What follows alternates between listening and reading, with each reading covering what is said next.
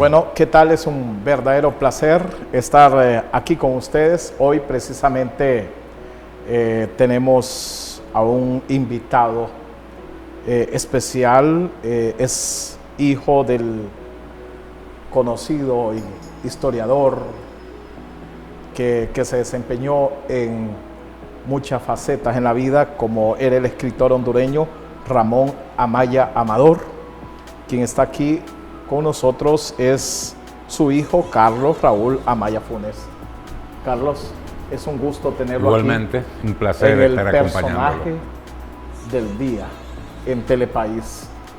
Qué gusto nos da poder lograr entablar esta entrevista, saber quién era su padre y igualmente la historia que los persigue, pues creo que va a ser muy importante para nosotros que nos acompañe precisamente en este corto periodo. Quiero iniciar diciéndoles que él, como hijo de Ramón Amaya Amador, tiene muchas obras literarias, tiene una biografía muy extensa, una buena novela y mucha narración. Entonces queríamos nosotros buscar la información para que Carlitos aquí no nos vaya a decir, no, ahí estamos mal, ¿verdad? Entonces, qué bueno que lo hayamos elegido a usted como el personaje del día. ¿Qué simboliza para usted, Carlos? Bueno, para mí es importante porque radico en Progreso hace 30 años, más de 30 años. Sí. Creo que ha acompañado desde el surgimiento de Teleprogreso, allá hace unos cuantos años ya, sí. Las distintas luchas que hemos llevado a cabo aquí en Progreso, y esto es un poco como que acercarse a la gente que ha estado en estos 30 años cerca a mí, que de alguna manera o de otra me ha motivado para una de las tantas luchas que llevo a cabo, que es la publicación de las obras de mi padre, que es fundamentalmente lo que me trajo a Honduras después de muchos años de estar fuera del país y que poco a poco hemos ido avanzando. Como hijo de este gran escritor, ¿qué pasa por su mente cuando comienzan a relacionarlo? Y quizás las personas que están cerca de usted no saben, al menos hasta que usted les dice, soy hijo de Amaya Amador, entonces ahí ya comienzan a relacionarlo. Como hijo, ¿qué representa? No, para mí es una responsabilidad inmensa, sí. Saber que soy el hijo de Amaya Amador, es decir, la presencia que tiene mi padre en el pueblo hondureño es sí. Inmensa. Y es inmensa, como siempre digo, aún a pesar de los gobiernos. Sí. Es decir, a veces uno se hace famoso porque es parte del gobierno, o porque el gobierno le ha dado un premio y de esa manera se van conociendo, o uno es famoso porque es jugador de fútbol o periodista, y entonces es como que más fácil. En cambio, Ramón Amaya Amador es increíble sí. Cómo es conocido en el último rincón de Honduras, a pesar de haber sido un escritor perseguido toda su vida, de que sí. Sus libros fueron perseguidos, y ser hijo de esa leyenda, para decirlo así, sí. Es una enorme responsabilidad. La primera sorpresa o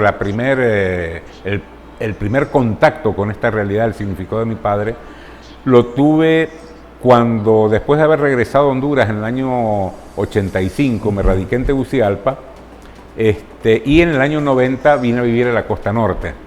Estaba haciendo un trabajo político con los compañeros del Citraterco, previo a la gran huelga que tuvieron sí. En el año 90, y mi enorme sorpresa fue ir a esos campos bananeros donde la gente decía, usted es el hijo de Amaya Amador. Nosotros hemos leído Prisión Verde, lo conocían profundamente, y para ellos era un enorme honor poder conocer al hijo del escritor. Pero recién en ese momento yo tomo conciencia de que mi padre fue más que un escritor.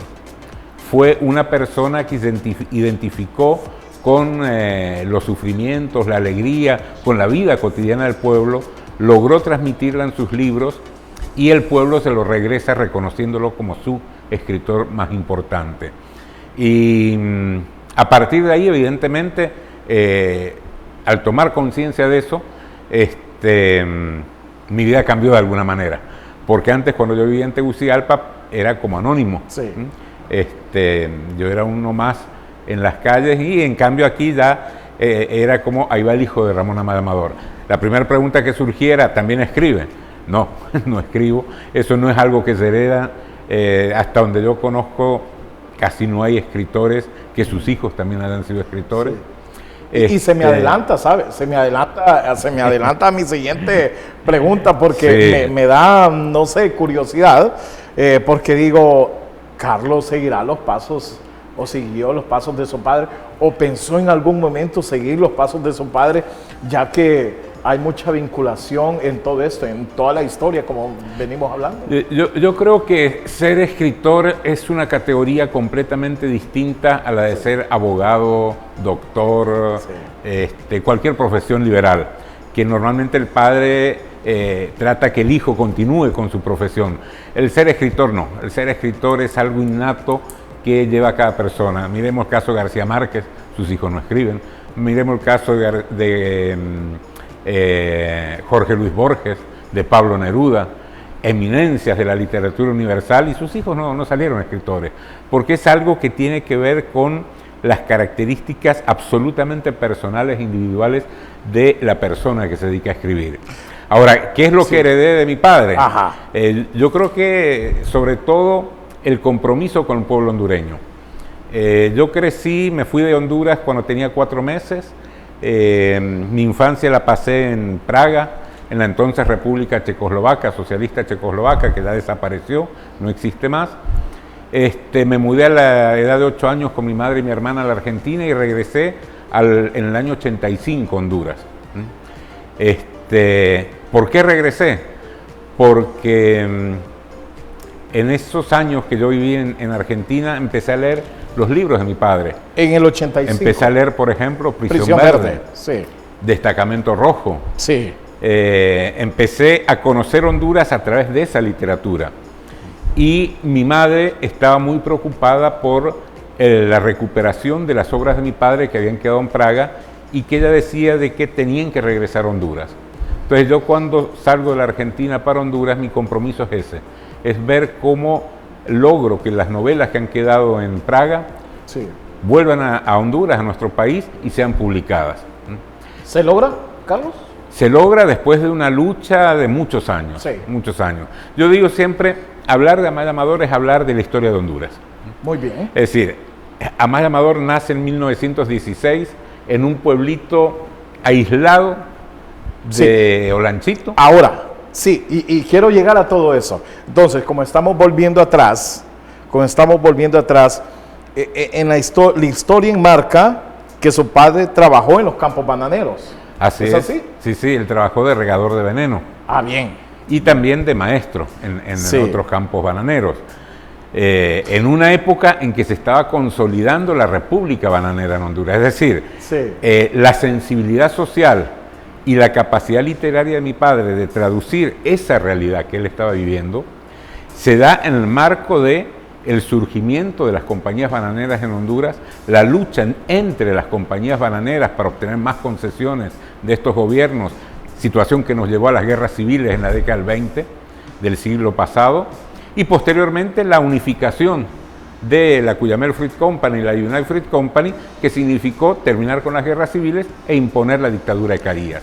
Mi padre todo ese proceso lo vive a través de la escritura.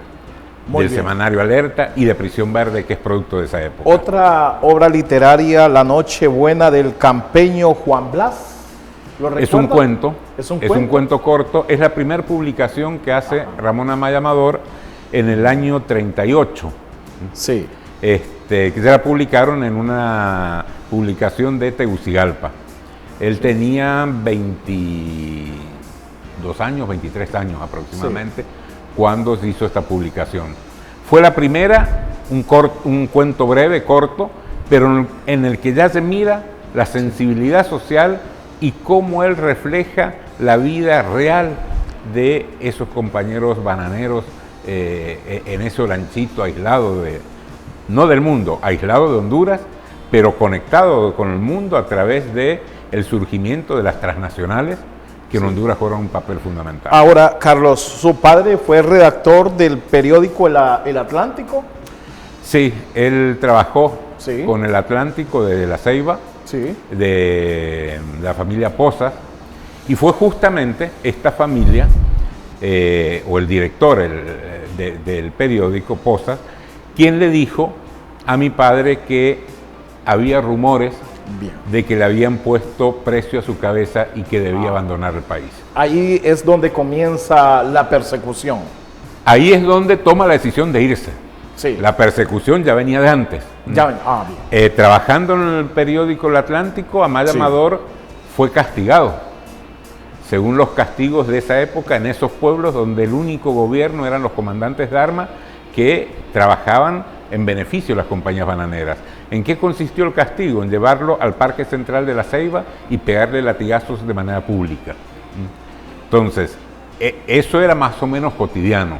Ya cuando le dicen de que su vida corre peligro, Su cabeza entonces tiene precio. ya lo presionaron para decir Sí. que no podía quedarse, que tenía que abandonar el país porque su vida realmente corría el peligro. Pensemos que era Sí. la época de mayor represión de las compañías bananeras, donde ellas hacían y deshacían en nuestro país como querían, donde además lo que sucedía en Olanchito no es como ahora que rápidamente se conoce en el resto del país. En esa época no había internet, no había WhatsApp, no había televisión, Sí. no había nada. Entonces, si alguien desaparecía, nadie se enteraba. Esto ocurre precisamente cuando también está pasando en el planeta la Segunda Guerra Mundial, 1944. 44. Eran años totalmente negros para la humanidad. Es difícil para su padre tener que abandonar el país por lo que había dicho. Así es, porque él había empezado a publicar casualmente Prisión Verde, Sí. en un semanario que había creado con amigos de Olanchito, que se llamaba Alerta, Sí. y donde él publicaba semanalmente un capítulo de Prisión Verde. Entonces, eso le hace que la compañía considere que es un subversivo muy peligroso y que hay que hacer algo. Cuando él le informan eso, entonces, en ese contexto de la Guerra Mundial del año 45 en adelante, creo que entre el 46 y el 47 es que él abandona el país, en esa época es cuando la Guerra Mundial está por finalizar. Sí. Termina la Guerra Mundial y se espera que lo que sobrevenga en toda la humanidad sea la democracia, sea la libertad y la paz. Y eso no ocurre en Honduras. Sí. En Honduras está la dictadura de Tiburcio Carías, Sí. y sin embargo, en ese preciso momento que él abandona el país, hay una esperanza en Centroamérica. Y es la Guatemala de Jacobo Arbenz Sí. y Juan José Arévalo, donde ha habido una revolución democrática, donde se crean leyes a favor del trabajador, a favor del campesino, donde impera la libertad de expresión, la libertad de creación, y Amaya Amador en esa Guatemala encuentra un lugar donde poder desarrollar su novelística y empezar a escribir de manera más sistemática las novelas, y donde se publican las primeras novelas de él. Ahora, el exilio lo hace a Argentina. El primer exilio fue a Guatemala. Guatemala. Es decir, sale de Honduras a Guatemala. Y de Guatemala, En Guatemala reside 10 años, 10 años. acompañando el proceso revolucionario guatemalteco. Estando en Guatemala, por ejemplo, conoce a Pablo Neruda, publica Prisión Verde en México, pero estando él en Guatemala, se publica su segunda novela que se llama Amanecer, que es sobre la revolución guatemalteca. Se publicó en Guatemala, aparte de algunos ensayos periodísticos importantes. Sin embargo, en el año 54, cuando aquí en Honduras, aquí en Progreso, se están dando la huelga obrera más importante de la historia de nuestro país, y que Amaya Amador la celebra con una carta famosa en donde él felicita a los campeños, en ese preciso instante, la Central de Inteligencia Americana, la CIA, con los sectores más retrógradas de Guatemala, dan un golpe de Estado. Entonces, Amaya Amador, junto con todos los progresistas de Guatemala, tienen que refugiarse en distintas embajadas, pedir asilo político, y la más cercana en esa huida de la represión es la Embajada Argentina en Guatemala. Ahí se refugia Amaya Amador con 200 personas más, ¿Por un periodo de cuánto? Aproximadamente 2 meses estuvieron viviendo en la embajada. En la embajada se relaciona con un joven desconocido en esa época y que después sería famosísimo, Ernesto Che Guevara, que casualmente en esos años estaba en Guatemala y como argentinos pasaba en la embajada argentina. Incluso en uno de sus diarios habla de ese momento cuando está con los asilados políticos en la embajada argentina y relata que con una de las personas que estuvo es Ramón Amaya Amador. Ahora, luego volvemos, creo que a entrar a la pregunta. Retorna en 1957. Amaya Amador, un año antes de su nacimiento. Exactamente. Le decía que Amaya Amador refleja toda la turbulencia de esos años. Sí. Se va de Honduras porque se instaura la dictadura feroz de Tiburcio Carías, lo persiguen a muerte, huye a Guatemala donde hay un espacio de libertades, tiene que huir cuando hay un golpe de Estado en Guatemala y va hacia la Argentina, que les abre las puertas como asilados políticos, llega en el año 55 a la Argentina, en momentos en que está en el gobierno el general Juan Domingo Perón.